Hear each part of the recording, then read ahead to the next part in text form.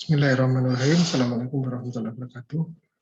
Kali ini kami akan menyampaikan laporan kemajuan hibah penelitian tesis berjudul peningkatan kemampuan berpikir kritis siswa melalui model ADI disertai STEM. Kami bertiga, yaitu saya Pak Parno, Pak Sunaryo, dan saudara mahasiswa Tommy Suganda.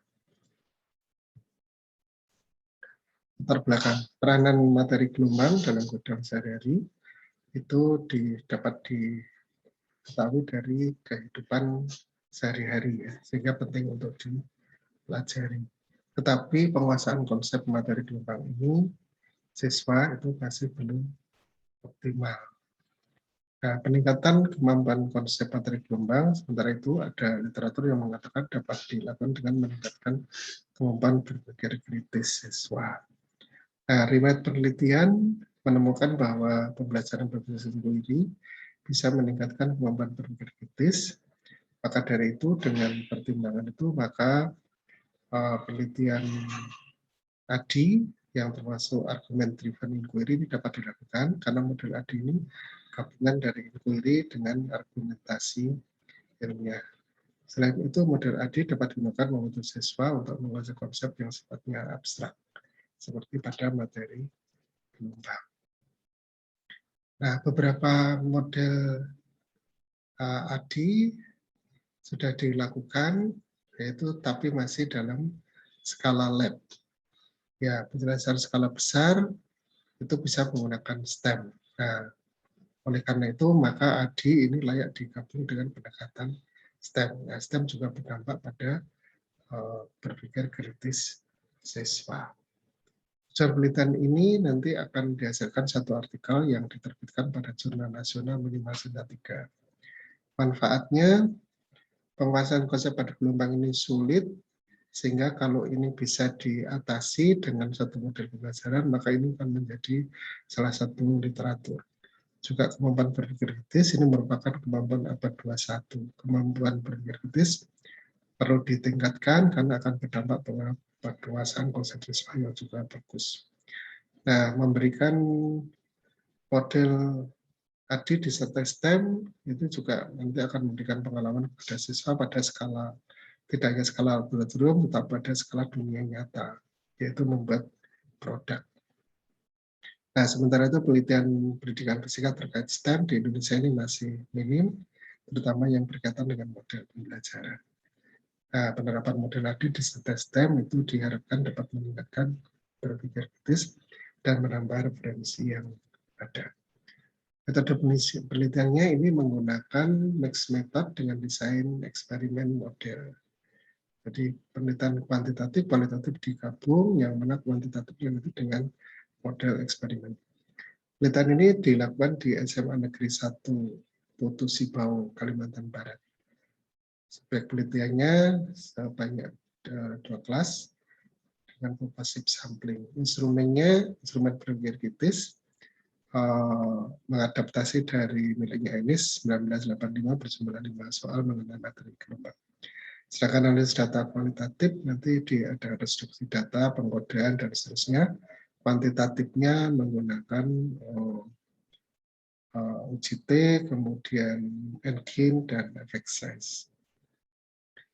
Nah, hasil dan pembahasan penelitian ini karena telah dilakukan, telah selesai, sudah ada insya Allah 2 artikel yang disubmit. Yang pertama ini analisis kemampuan berpikir kritis siswa pada gelombang bunyi dan cahaya.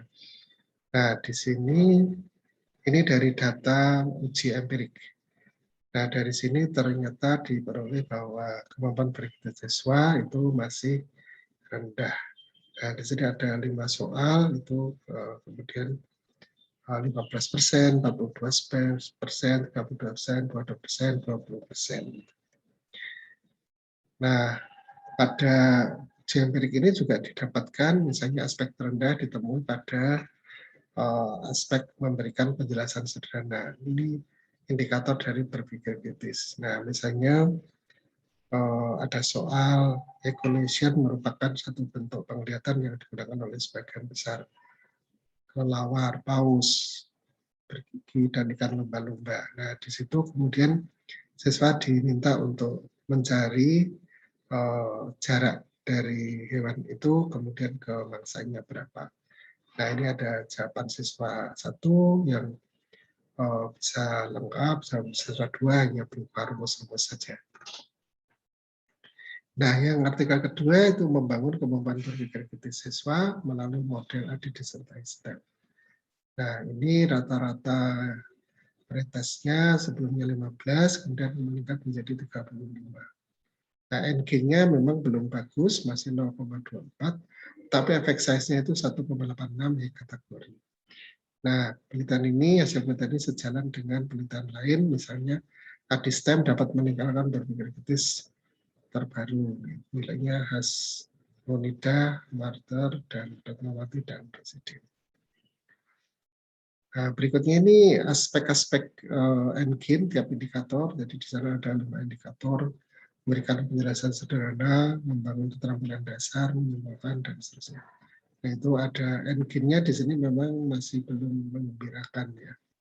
Ada rendah, ada sedangnya, satu itu menyimpulkan sudah lumayan bagus. Nah, kenapa ini rendah seperti ini? Karena memerlukan kemampuan berpikir tingkat tinggi, berpikir di sini ternyata ya. Jadi yang ini pada sampel yang di daerah Kalimantan sana itu masih merupakan kebiasaan baru bagi siswa. Nah, ini diperkuat dengan hasil wawancara, memang anak-anak jarang diberikan soal-soal yang tingkat tinggi seperti kemampuan berpikir kritis ini. Sehingga soal yang diberikan biasanya berupa hitungan dan rumus. Maka dari itu, waktu mengerjakan soal berpikir kritis ini dirasa masih kesulitan. Dan memang ini setara dengan hasil penelitian, peningkatan kemampuan berpikir kritis di sekolah dasar dan menengah masih kurang dikembangkan secara ekstensif. Nah, ini juga terdapat indikator yang masih rendah ya, soalnya misalnya metode tradisional untuk melindungi pendengaran orang itu dengan tingkat kebisingan yang tinggi, lalu di situ ditanyakan ada jawaban soal siswa 1, kemudian soal tertinggi, jawaban soal tertingginya itu berdiri di depan api tetapi berasakan panas. Ini soal kategori yang siswanya sebagian besar bisa, tapi yang sebelah kiri sebagian besar masih rendah. Nah, berarti rencana berikutnya apa? Jadi tadi dari data empirik itu sudah disubmit ya ke Jurnal Pendidikan Fisika FKUP UM Metro, Universitas Muhammadiyah Metro di daerah Kalimantan Barat sana. Sudah disubmit ke sana, tinggal menunggu LOE-nya dan terbitnya. Kemudian artikel kedua itu Improving Student Critical Thinking Ability through Model AD Integrated STEM, ini telah diseminarkan di IKOMC UM, FMIPA UM, 1 bulan yang lalu tanggal 3 dan 4 Agustus.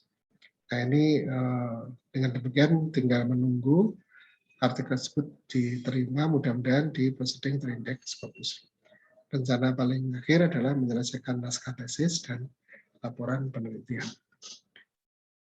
Dengan demikian bisa dikatakan publikasinya ini sebetulnya cuma 1 ya, Jurnal Nasional Motivasi 3 telah tersubmit, ada bukti submit di laporan kemajuan.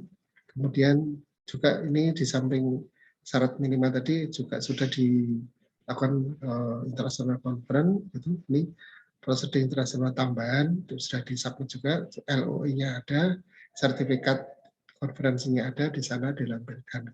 Nah, bukunya nanti berupa naskah tesis masih dalam kondisi draft. Ya, terima kasih.